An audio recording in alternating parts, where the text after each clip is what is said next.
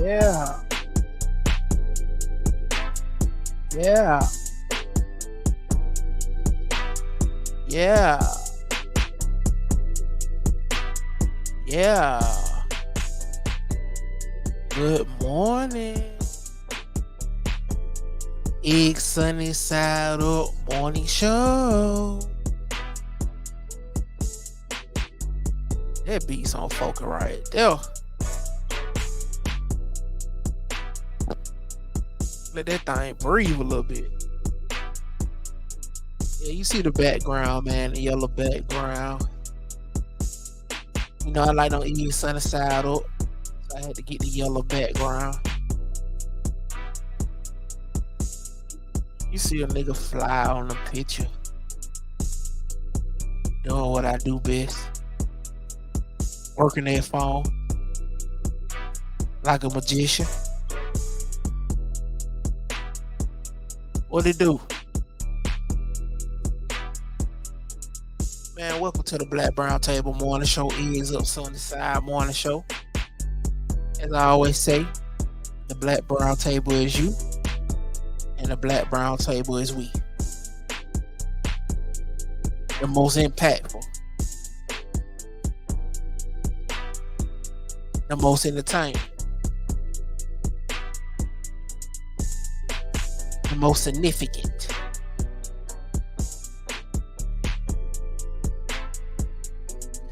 The most opinionated. We are the ones that get a hot takes on the black coat. Motivational.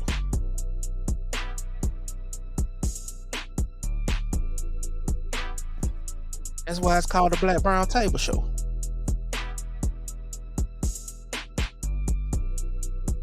So we're gonna be viewing something new. It's real special to my heart. The name of this one is Building Atlanta. A Herman J. Russell story. Me being a tradesman, me being a construction worker, Herman J. Russell holds a special place in my heart. Because without Herman J. Russell, there will be no Atlanta. And what I mean by there will be no Atlanta means the infrastructure. When you fly into Atlanta, Hartsville Airport, that runway you land on, shout out to Herman J. Russell. Long live Herman J. Russell.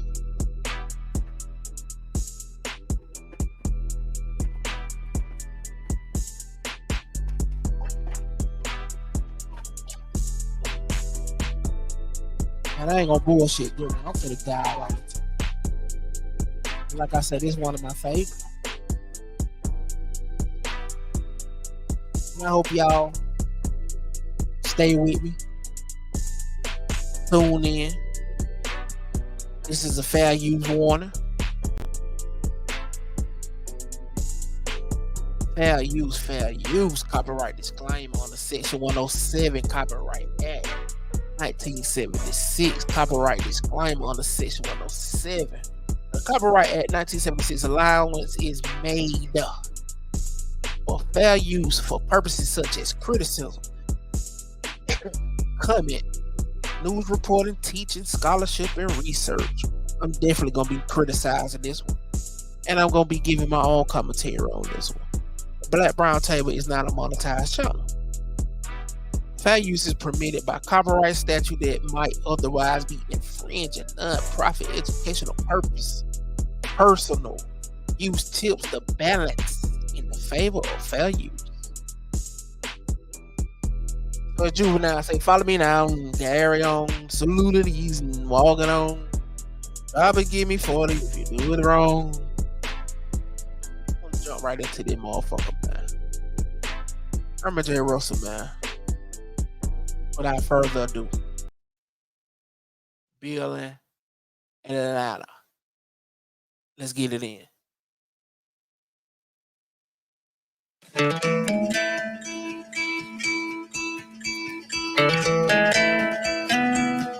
Children are like adults. They have role models. They have people that they look up to. Jackie Robinson and Roy Campanella. When they were coming in the late 40s, I and all of my buddies, we wanted to be like them. And if you don't know of anyone who's in business, then that's not something that the youngsters are going to aspire to. I think entrepreneurship is really the key that drives America. My father was the epitome of being able to recognize an opportunity, find the resources to take advantage of that opportunity and add value in that equation. As he would like to say, if you really want to control your own destiny, entrepreneurship is the ultimate way to do that. He wasn't a guy who just dad loaned him a few $1 million to get started. He's an entrepreneur's entrepreneur. So anybody who wanted to have their own, Weekend Donald Trump. Let's hope that it can be done. Get that and give him a few $1 million. Herman J. built it out the mud. The importance of a film like this is to expose real black man, folks who look like me, to a guy named Herman Russell that they may not know of, but created something from nothing to something great. Facts. Atlanta without an HJ, I don't know what that looks like. I don't think I want to know what that looks like.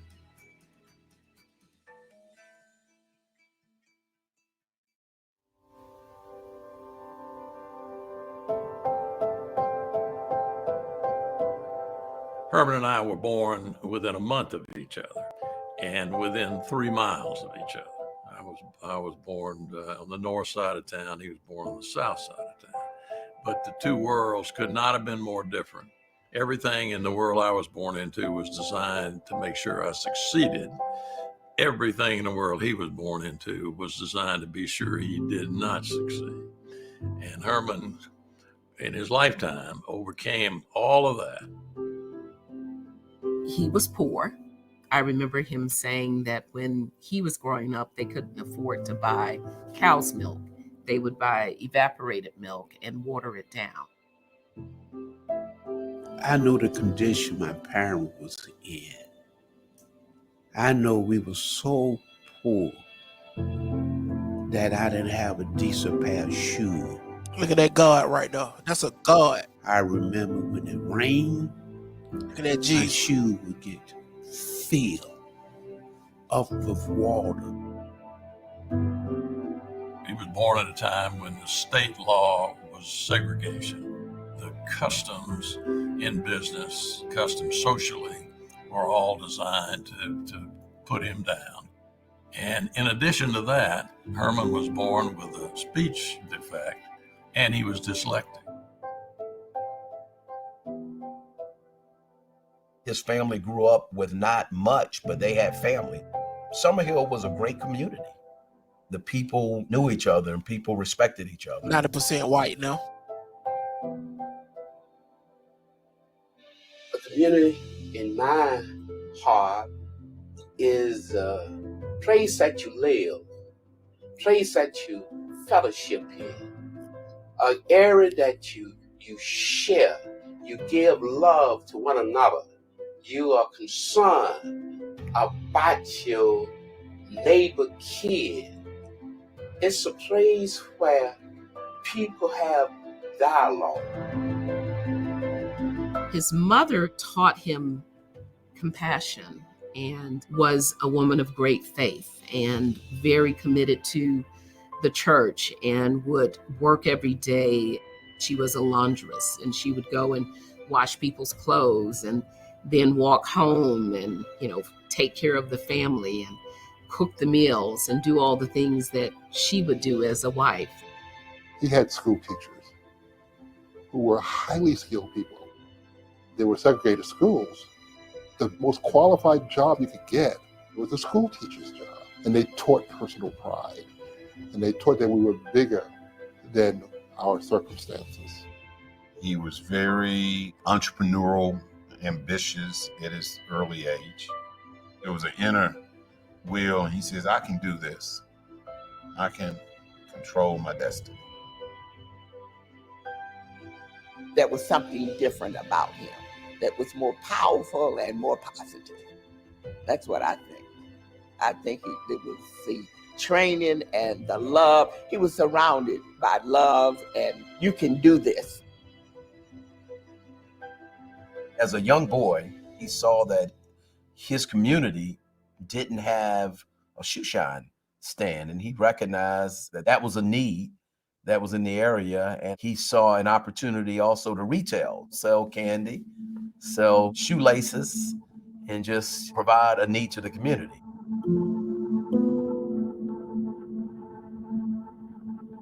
His father told him, well, Herman, you know, you got to have a permit. It was a little vacant lot or whatever. And he was going to build this little shed to shine the shoes. And he got one of his brothers to walk with him down there. So the brother walked with him all the way till they got to the courthouse. But then when it time to go in, the brother wouldn't go in. But Herman determined he went on in by himself. Can you visualize the little black boy standing in line? And then finally, and look how cruel people are. And finally they said, boy, what you want, boy? He's nervous and he's stammering, but he eventually gets out the point that he wants to start a shoe shine stand in his Summer Hill neighborhood. And the alderman just kind of looked at him and laughed and said, little nigger, you don't need to start a shoe shine business, or you need to just go home. And the others in the crowd laughed at him. He and his brother take the many-mile trip back home after that council hearing, and he knew that that was a turning point for him because he was going to do the shoe shine stand anyway. He put up his shoe shine stand and his Coca-Cola box. And actually, he made enough money as a 14, 15-year-old to buy a lot across the street from his house for $150, he said. And in his spare time, because his father was a contractor, he got leftover stuff from his father's contracting business, and he built a house on it. And he used that house to rent, to pay his way to Tuskegee to college, to get a degree as a contractor. And so he's an amazing sort of fellow to take a stuttering handicap and turn it into a college degree. Believe it or not, I was one of the best shoe shiners that you have ever seen.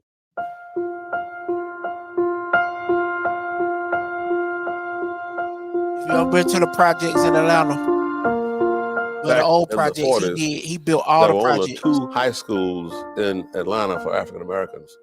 One was Booker T. Washington High, and the other one was David T. Howard High. Yep. Big old Fort Ward was the first high school was Booker T. Washington on the west side, where all black people went. They go to Washington, my alma mater, 2002. 2002. The second high school for blacks in Atlanta is called David T. Howard. Washington High, we went one semester, and then we went on, came back and finished Howard. We got a football team. I was in the 8th grade when I met Herman. He played football. Herman was an end, and I would go back and watch him play and practice. He has a trophy where it says most valuable player. And he said it was a citywide award that he won as the most valuable black player in the city's school system. Sometimes he would embellish a little bit about his athletic prowess, but I'm assuming all of that was fact. Well, he did what he was supposed to do. He was an end, so he called passes at the end. He was good, but he wasn't outstanding. Herman was the campaign manager for Ralph Smith, who ran for the presidency of the student body. And Herman, as the campaign manager for his candidates, had to introduce him. And so I instantly had great admiration for him to have no issues with speaking, given his speech impediment. And I've never forgotten that. And he had it all of his life. It never stopped him from being an advocate. It never stopped him from expressing himself. And it said something about his confidence and what he needed to say. It was just terrific. There was such a close relationship between him and his father. He worked all through high school, working with his dad. I have to give a lot of credit to my father because he believed in real estate, owning your own home, a piece of land, he said, probably never wash away. His father did not have a formal education, but had more sense than anyone he knew. His father had an unbelievable influence on his work ethic. He always described him as being a master plasterer, meaning that he was one of the best in the city at what he did and would be hired by many all over the city. His father did the Fox Theater, places like that, and historical homes. My grandfather overcame a lot of obstacles. So if you think about it, he was doing this work in the 20s. I mean, they were lynching black people there. He had to be very subservient. My father I never heard a white person call him Mr. Russell. Always with bar, a preacher. I was determined to improve their life and my life. And in many times I say, hell with segregation. I'm going to be what I want to be. He became a master plasterer at the age of 14 years old. And when he went to Tuskegee, he continued to do work in Tuskegee. And his brother, Rogers Russell Jr., and others would come up to do projects until the sheriff in Tuskegee, told the boys they needed to get back to Atlanta and stop getting this business from the local boys, because at some point they were doing enough business that they hit the radar. The word got around that this young black fella was doing business in Tuskegee, and he eventually had, he got the message from the sheriff that I want your crew out of town by sundown. Herman graduated, came back, and was plastering with his father the next day. I would see him sometimes at the end of the day. He didn't have on a shirt and tie like most of us. He had on plastering clothes, and he was all spotted up and sweaty and everything. But that was his job, and he understood it. Now, when you saw him at a party on Friday night, he was all sharp and all dressed up. But Herman, unlike a lot of people, understood his work and what he had to do. And if plastering meant wearing overalls every day, he did that. He was a hard worker, just work. I just thought he was a fine young man. And I said, ooh, whoever gonna get him, gonna get somebody. I saw Herman, I said, now, wait a minute now. He was in love with another girl named Evelyn Wise. So the family loved Evelyn Wise. I said, well, that won't last long, because he got to marry a girl from my hometown. He got to meet Otia. Both my husband and Herman were native Atlantans, which you don't find around too much these days. Otia had come from a farming community. Union Point is about halfway between here and Augusta. Otia was a very thoughtful person, very giving person. but very tough. I mean, she would stand her ground. That was with Herman and with others.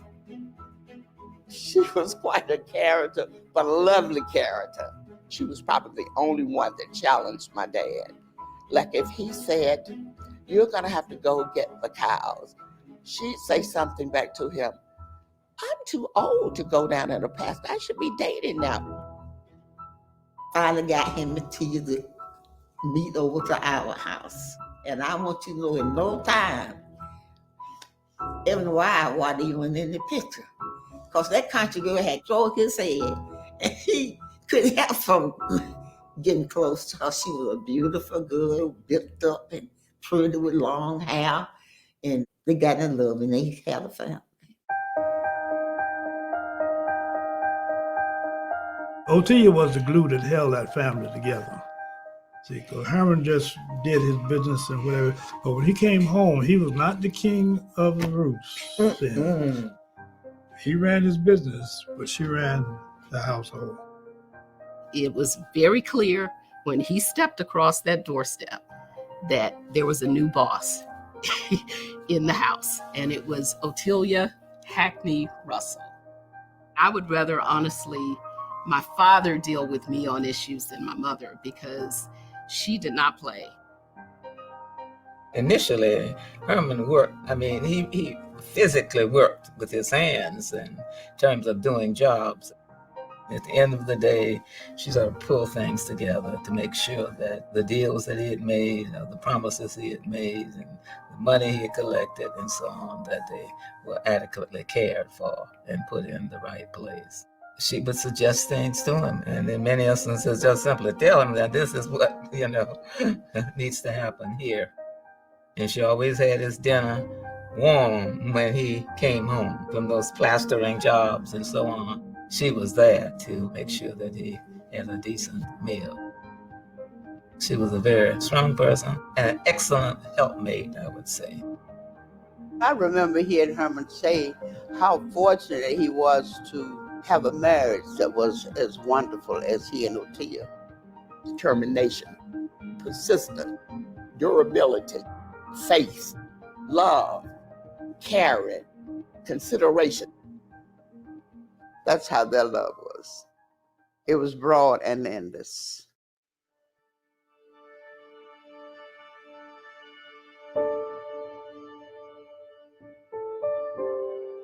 It was the 1943 gubernatorial campaign, the primary. And I'm sitting with my father at 8 years old, listening to WSB radio.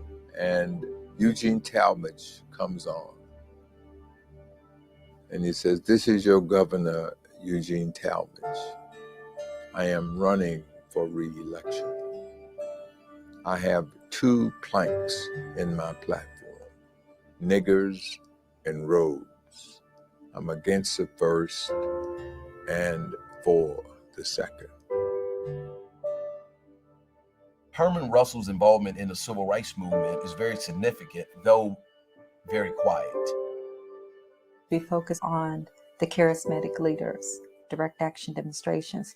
But when you think about the organizational structure of the civil rights movement, who's actually paying for the legal fees? Who's paying for the legal representation? Who's paying students out? Who's paying for the offices and the rental space? He was part of the strategic planning with Martin Luther King and his lieutenants. He and Martin Luther King had a pact that Herman would continue to grow his business and have economic success, and he would play a role in helping to make the civil rights movement continue by making sure that the leaders could get bailed out of jail. Herman, from the very beginning, was always there as a resource. When Martin wanted to relax, he went to Herman's, swam, ate good food, and Herman Russell provided that sanctuary for him.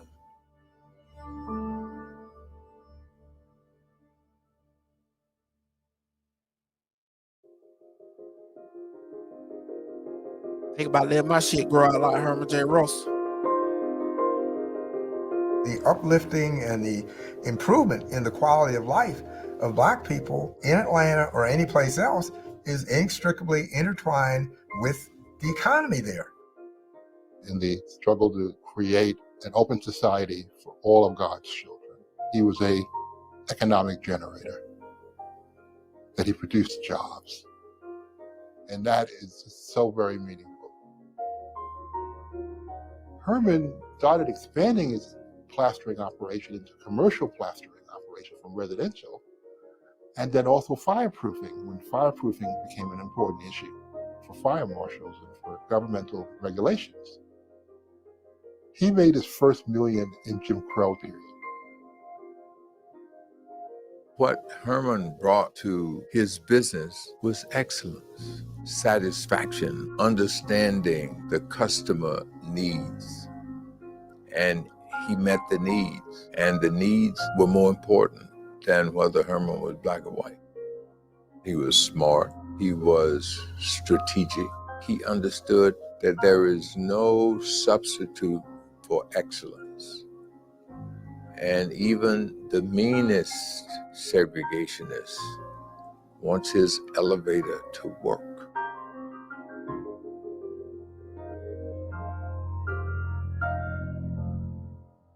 As a young person, it would be difficult for someone to understand that anybody couldn't walk into any town, any county in the state of Georgia and put your greenback dollar down and buy what you'd like to buy. The discrimination that took place, it had to hurt Herman a lot, but being Herman, he found a solution.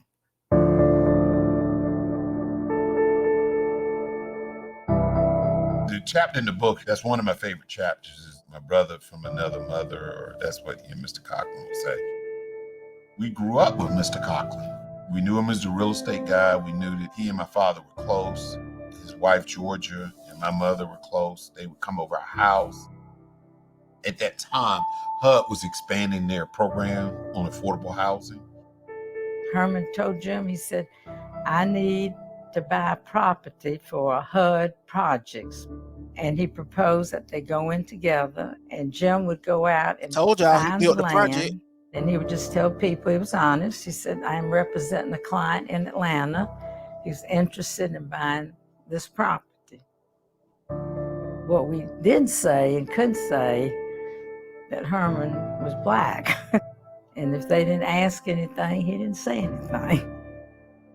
Mr. Coughlin, before he passed, told me a story. They were in Americus, Georgia.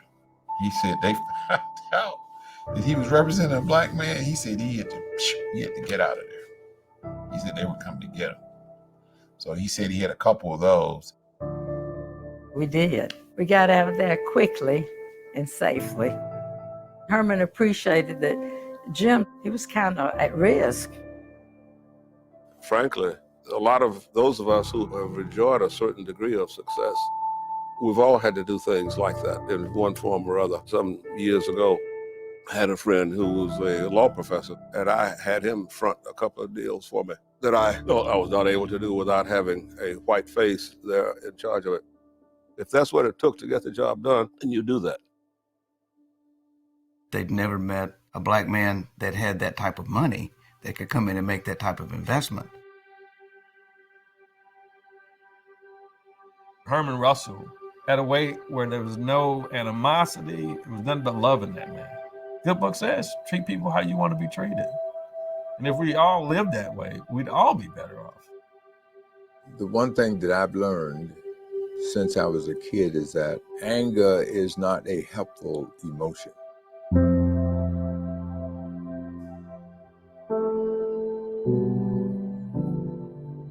You can't think clearly. You can't think thoughtfully. You can't think in a planned way if you are clouded with anger. You can't let things that go wrong distract you from your goal. And Herman was a master at that. And so he played a very, very important role. Atlanta Action Forum was a group of Black and white business leaders in the city. And the ground rules were you closed the door and you talked about what was on your mind. There was no PC. You just said it, whatever it was you were concerned about. Herman was always a key member of that.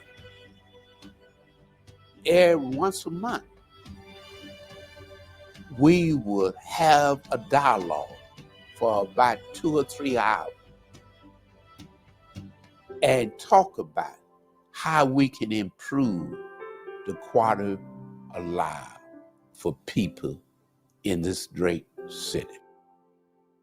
The idea was to put in place a group of relationships that can be called upon when needed to deal with issues. And indeed, we did just that. We got to know each other very, very well. And out of that grew some real lasting friendships. Very often, the whole thing that's a bar to friendship is ignorance. It still remained that they live in one side of town and the blacks live in another. But they would make things work because they could agree on things and get together. There was no riots, outright burnings and looting and all that, and nothing like that ever happened in Atlanta. He was able to garner the respect of the community, the Black community, the white community, the Asian community, the Hispanic community. We had a very divided society. In many ways, we still do. But Herman would throw parties back then, way before he and I ever met, and he would have blacks and whites there. He just really loved people, and it didn't matter to him what their background was, what their color was.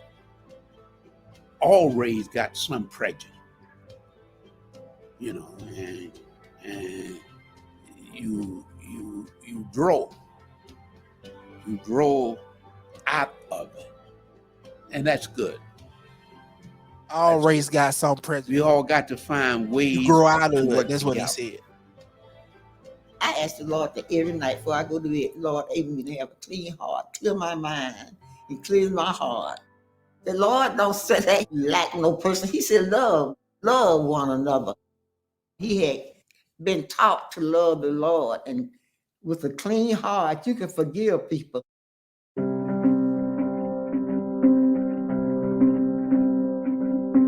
Atlanta was a special place, even when Herman Russell was born. The people who lived in Atlanta right after the Civil War made a determination that Atlanta was going to rise out of the ashes. Who does that? All the other southern cities were old, traditional, been there forever cities, and Atlanta was a hustler's town. There was a sense from its early years that Atlanta was going to be a place that was different from much of the South in terms of commerce and business. Yes, we're a town in segregated South, but we can be different. This is our home. We're going to make it work. In 1962, we elected Ivan Allen Jr., who understood it from a business point, and he understood it from an equality point, and he made the difference. He came to Washington to testify for the Civil Rights Act, and he was a real agent of change. That is one of the untold stories of the Civil Rights Movement. The role white people, conservatives, some moderates and liberals, played in inching the movement along. Some of us thought he was taking a big risk, that he would kill his political career. It turned out, because he took that position, what we were worried about, that would be the other way around. It was sure that that was the right thing for him to do, and he ended up being one of my heroes.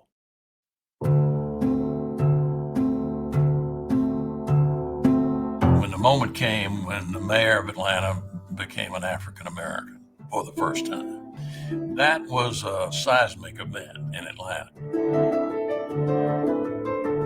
The Coca-Cola Company was the company that stepped up and created the Atlanta Covenant, it used to be called, where, okay, the economic power in the city is still in the hands of whites, and the political power is now in the hands of African Americans.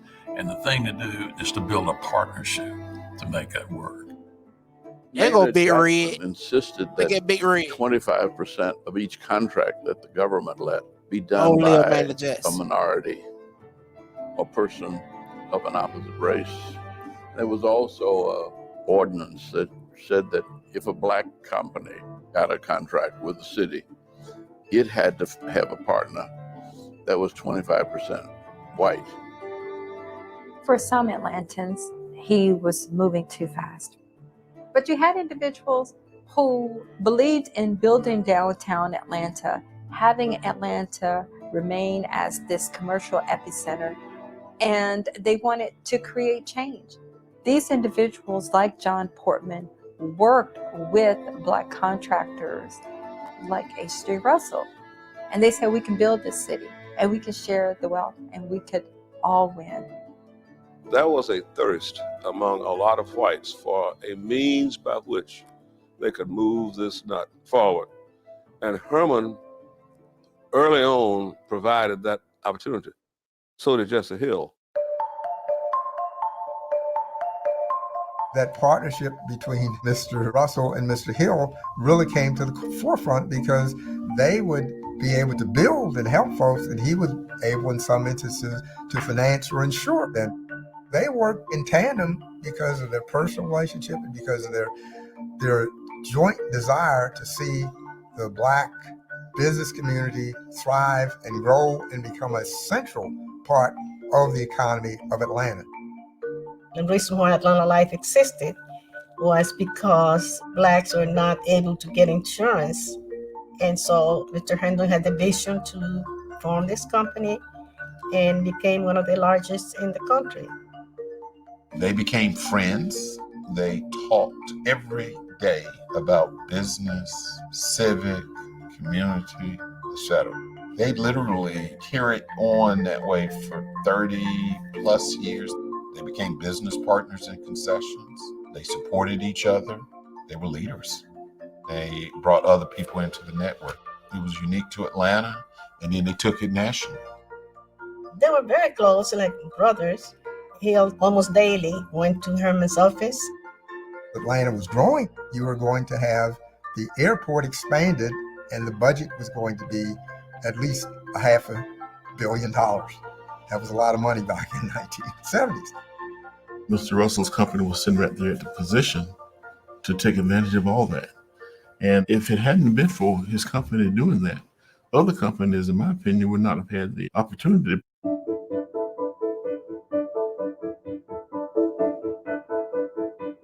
Our company had the general contract to build Colony Square, which was much bigger than anything we had ever built before. So we were kind of gulping at what we had to do. And when our bids came in from drywall contractors, the low bid which was a huge subcontract on this huge project, was from the H.C. Russell Company. I had heard of them. I was aware that it was a minority company. And I felt like we were in so deep, I was looking for companies that were bigger than we were to help us as subcontractors. And his was not one of them. But we checked him out and everything came back good in terms of their performance.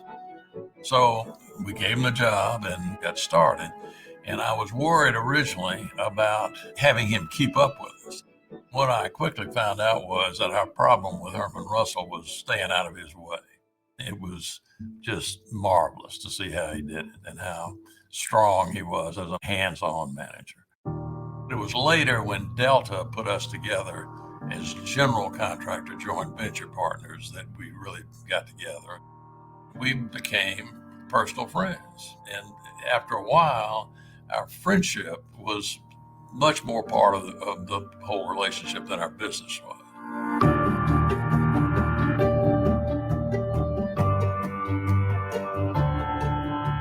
My father would take time. Whenever he would meet somebody, it was a genuine relationship. People tell me that he could walk in a room and he just had so much charisma. I mean, he was like breaking barriers. Mr. Russell was critical for Atlanta at the time that we needed that. He was changing minds, impacting lives, and really helping to create the foundation of this Atlanta that's too busy to hate. He has a warm smile. He looks right at you when he talks. The South was changing, but it was still very difficult.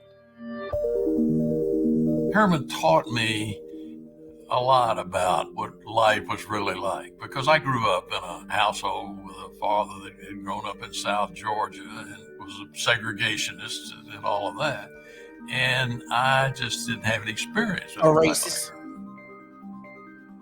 that. The fact that he was able then to go from being a joint venture partner to being the prime contractor for businesses also helped others, because you were diversifying the Black economy in the sense that people could get into various types of businesses.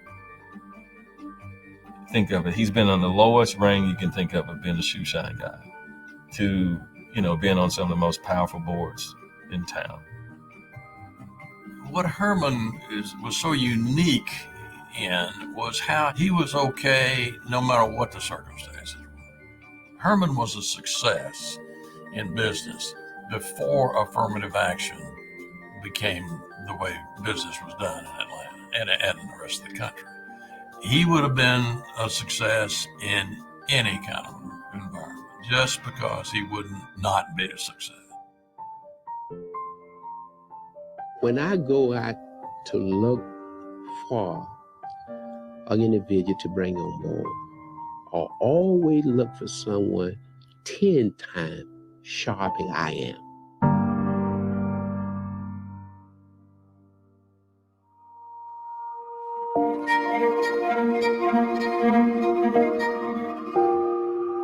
Herman was an activator, a motivator, an educator. He was famous for unlocking the unusual potential in people. I am a living example of a graduate from the Herman Russell University. There are a number of individuals in this city and around the country who can be considered a part of the H.J. Russell University. Because a number of people worked there or got their start there or watched him, started there, and left, went and did their own and purposed to try to model themselves after what he did. I was a little black boy from the Bronx. I didn't have anybody in my family that was an entrepreneur. And the idea that somebody believed me enough to give me a 20% interest in a company was amazing. It changed my life. Mr. Russell gave me the freedom, the carte blanche to just get done what I need to get done. And I did. I went out, I brought the first computer into H.J. Russell. And it was lots of fun. He had a great saying was, squeeze all that juice out that orange, Dave. He shared a lot with me. He always took time for me. He didn't want you to ask for help. He wanted to see you put the work in, put the effort in, and then he would help you in a heartbeat. If he came into the room and spoke with you, he'd speak with you as if you were the only one in the room. H.J. was very kind, but he also had an ability to exercise tough love, which is something that I'm not as good at.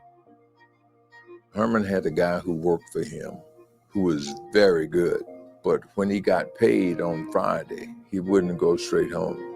He would go hang out and drink and be merry. So on Friday, instead of paying him, Herman would take the paycheck and give it to his wife. Personally. I was working for either Andy or Maynard, and I got a call in my office. And there had been a problem related to the water system around one of the Russell properties. And I told him I'd get back to him. He said, now, Shirley, understand that when you commit to me that you're going to get back to me, I'm counting on that. I don't want to have to come down there and see you in person. He really mentored me, kind of on-the-job training on how to work with corporate leadership in Atlanta. And that served me very well 15 or 20 years later when I was mayor of Atlanta.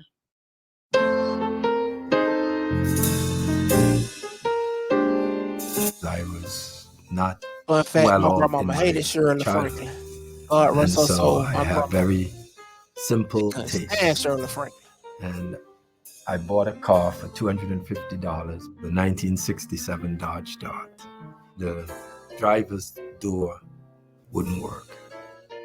So I always came in on the passenger side. There was no air conditioning.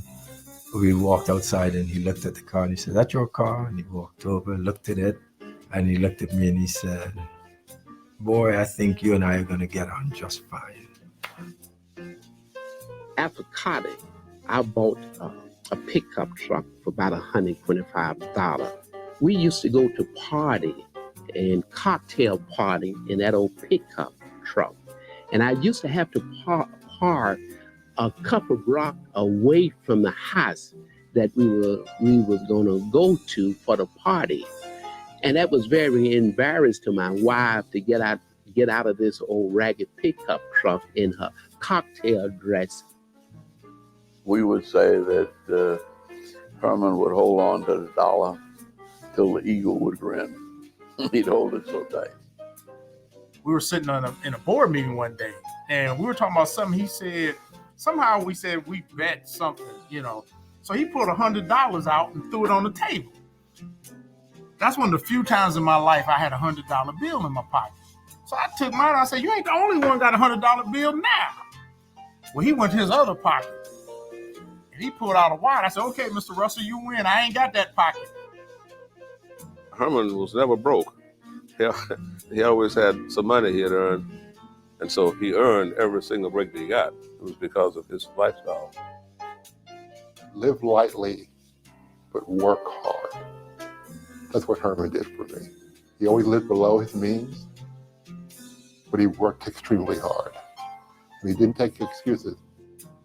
We went to an event in South Atlanta, and he saw a penny on the floor. And he went and bent over, picked up the penny, looked at me, and said, "Noel, see how God has blessed me today." Amazing man. He could take a penny and turn it into $100. I mean, he was that guy. He was just that guy. I was privileged to sponsor Herman as the first African-American member of the Capital City Club.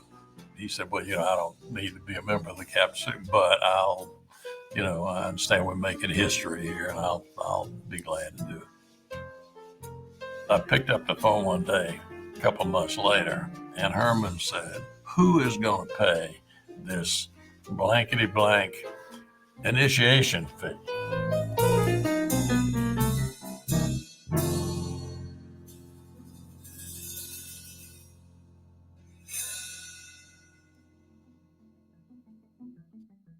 Herman was a real dealer, so you had to really have your act together in dealing with him.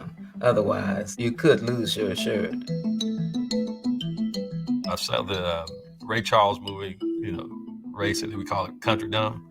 He had a way kind of doing that country dumb thing, but at the end of the day, I tell people you'd walk out of the room and your pants would be missing. About a half a dozen polished Wall Street types came in to talk about this deal that they thought could be done. And they had slide presentations. It was really elaborate and sophisticated, and they were throwing around a lot of language. Herman didn't say anything, but he kept looking over at me, and once in a while he'll knock me on the hand to get my attention and so on. And when we were finished, he said, "So let me see if I get this right. What you really mean is you want me to use my political influence to get such and such, and you're looking for me to invest my money to do such and such. What do I get out of it?" And the guys sort of looked at each other, and HJ cut right down to it. He said, "I can't use my relationship just to make some money for you. And based on what I'm looking at here, there's no economics in it for me, and I'm not sure this really works." He was very nice. He shook everybody's hand. He laughed. He patted him on the back and said, "All right, let me think about it, and I'll call you back." And that happened many times. Underestimate Herman at your own peril. They assumed something just from what they perceived him to be. And HJ was as sharp as anybody. I don't let anything get in my way. I believe in myself. I know God was at his best when he gave me life. And if anybody get in my way, they have a problem.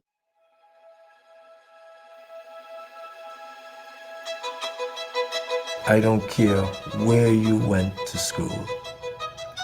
You can go to whatever university you think is great and wonderful and special. You couldn't learn what HJ had in those classrooms. He could see in a business what it would look like down the road. And I mean, that's magical. And as Michael would say, his dad could see around corners. Not many of us can see around corners. In the early 80s, Herman was systematically buying up parcels that may have become vacant. And he would acquire and acquire and acquire. And he did that over many, many years. So it's not just a boom, here it is. He actually always had a long view. Who knew all this was happening in this market off of Northside Drive now, with the $1 billion stadium up the street, when it was just shotgun houses and all that kind of stuff. There's a ton of property in this area that it's got his thumbprint on it. He would always say, "This is going to be part of downtown," and look where we are. How did he know? I don't know how he knew. He had a gift. I mean, it was a gift. There's no other way to say it. He could see and visualize opportunities where others couldn't. And he would just dare to step into the space, which I love. I absolutely love. He knew how to merge business, politics, family, community. He knew how to pull all of that together. And in the end, what you see is the result of the H.J. Russell Company and its conglomerate of everything that it's doing.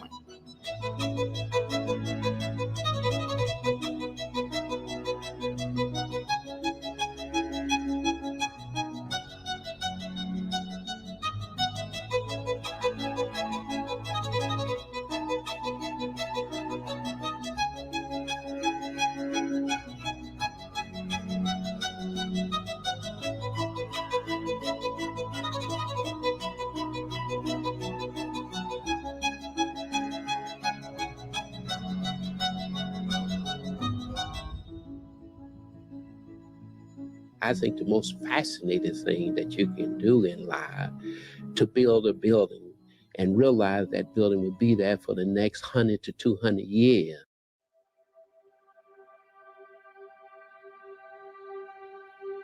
Legacy, legacy, legacy, legacy, legacy.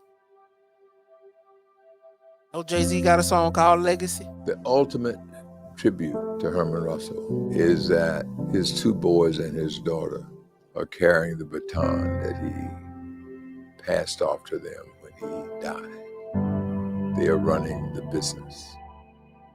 Herman's brick and mortar legacy is there to be seen. I mean, that's out there and that'll always be there. And this new venture that his family is undertaking to create this incubator for entrepreneurship is Herman Russell all over again.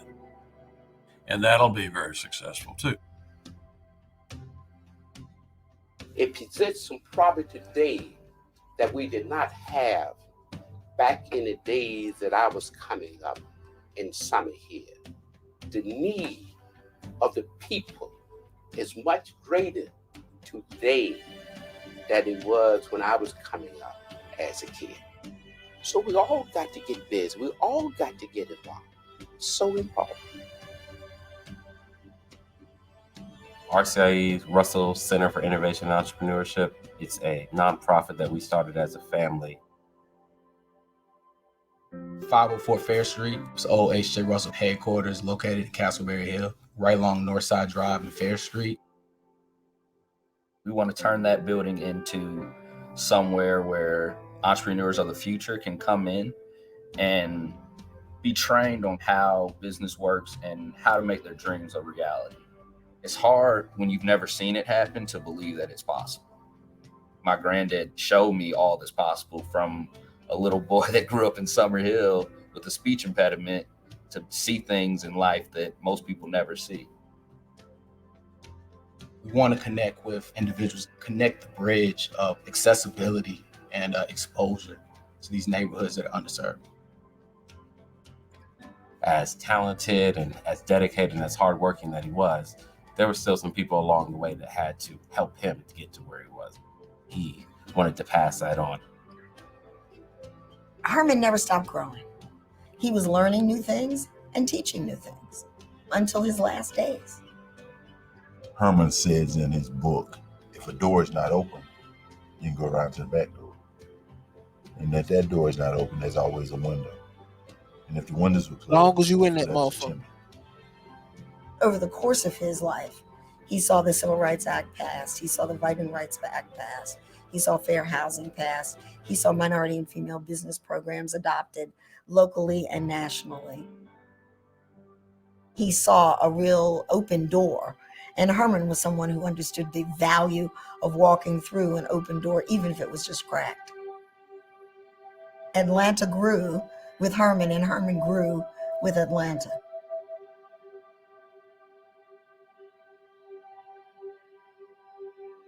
You really got to ask yourself, what I want to do in life. You need to equip yourself for that. You need to work hard at it. Get a good education. Work hard. Burn the midnight hour. Be honest to yourself and others. Also, keep in mind that you have an obligation to give back to society. That is very important. And you got to love what you do. You got to love it. That's the best high that you can get when it comes from the heart, mind, and soul. And if you do those things, I have no doubt about it that you're going to reach your goal.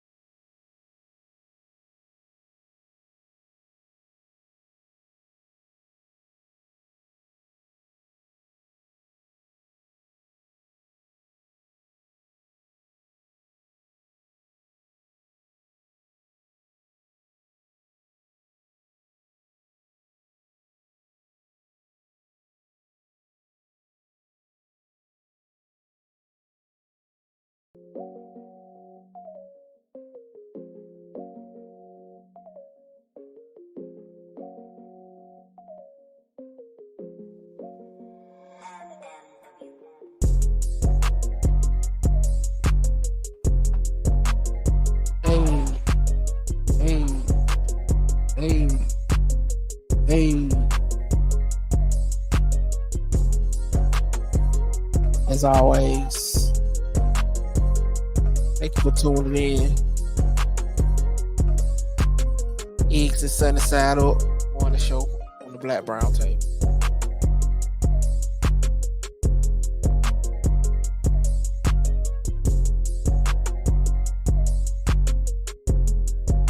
Man, that documentary right there kind of made me emotional for the simple fact that, as y'all know, as I always say, you know, I'm a blue collar worker, I'm a construction worker. And I'm gonna give y'all a little personal history. When I was growing up, when I was in high school, it was two places that I wanted to work. It was two places that I wanted to work. There's no lie. There's no cap in my rap. It was two places I wanted to work. I wanted to work either for the city of Atlanta or I wanted to work for Mr. AJ Ross. No cap in my rap. I remember, and what made me want to work there so bad in high school, because my partner daddy, what's up, Mr. Wise? He was the super in one of the apartment complexes that Mr. Russell company managed. And I wanted to go work there because I just seen like the standard of living that they had. And I wanted that same standard of living.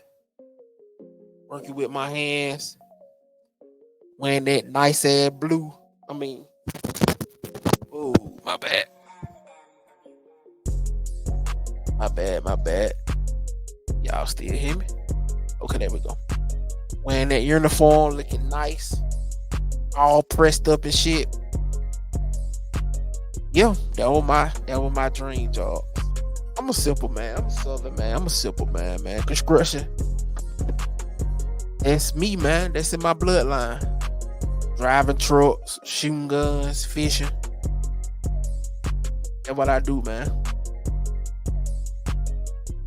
So, I'm gonna let y'all get on about y'all morning, man. You feel me? On this good, beautiful morning on Eggs and Sunny Side Up Morning Show with the Black Brown Table. I hope everybody have a great morning at work. Don't work too hard.